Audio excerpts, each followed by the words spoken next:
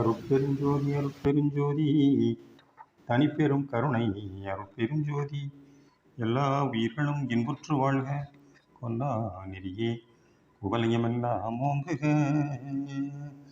திருவருட்பிரகாச வள்ளற்பெருமான் அருளிச் செய்த திருவருட்பாவிலே அருட்பெருஞ்சோதி அகவல் ஒரு பதிகம். அதற்கு திண்டுக்கல் சுவாமி சரவணானந்தா அவர்கள் உரை விளக்கம் எழுதி வெளியிட்டிருந்தார்கள். தலைப்பு எண் 223 இயற்கை பொருண்மை. உபதலைப்பு எண் 4 அருட்பெருஞ்சோதி அகவல் வரிகள் 1393 1394. எந்துயர்ச்சோடிகள் எல்லாம் தவிர்த்துள நன்றுற விளங்கிய நந்தனக்காவே. நந்தனம் என்பது நந்தவனம் அல்லது நந்தனவனம் ஆகிய பூந்தோட்டமாம். கா என்பது சோலையாகும். ஆகவே நந்தனக்கா என்றால் வளமிக்க மலர் நிறைந்த பூஞ்சோலை அல்லது பூங்கா, பார்க் ஆம். தினசரி வாழ்வில் உண்டாம் களைப்பும் சோர்வும் நீங்கி மகிழ்வு பெற பூங்காவில் மாலையில் உறைதல் மக்கள் வழக்கம்.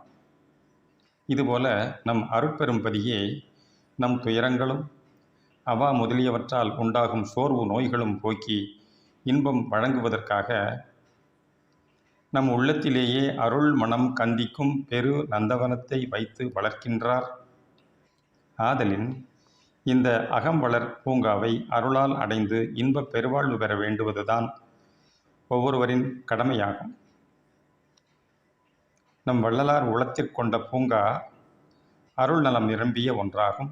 இதனால் அவரது துயரங்களும் வறட்சித்தன்மையும் பிறவான கேடு சூழ் தன்மைகள் எல்லாமும் ஒழிந்து உள்ளமும் உயிரும் உடம்பும் சுகானந்த அனுபவத்தை பெற்றுக்கொள்ளும்படி செய்துவிட்டதாம்.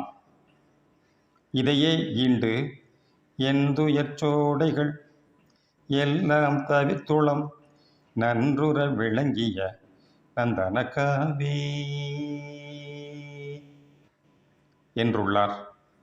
உள் விளங்கும் அருள்வழி நிலையத்தில் வாழும் பேறு பெற்றுவிட்டால் புறத்தில் எவ்விடமும் எச்சூழலும் நன்னலன் செய்வனவாகவே திகழும் அல்லது அமைந்திலங்கும். திருவடி உளம் கொண்டிருந்த அடியார்க்கு நீற்றறையும் கூட குளிர் தென்றலும் நறுமண நிறை இடமுமாய் விளங்கி இன்பமே நல்கியதாய் கூறப்படும் உண்மை இதனால் தெளியலாம். ஆகவே பிறவிடத்தெங்கும் கிடைக்காத பெருஞ்சுகமெல்லாம் இந்த அருள் ஒளியுடத்திருந்தே பெறலாம் என்று அறியலாகும். அருட்பெருஞ்சோதி அருட்பெருஞ்சோதி தனிப்பெரும் கருணை அருட்பெருஞ்சோதி தயவு.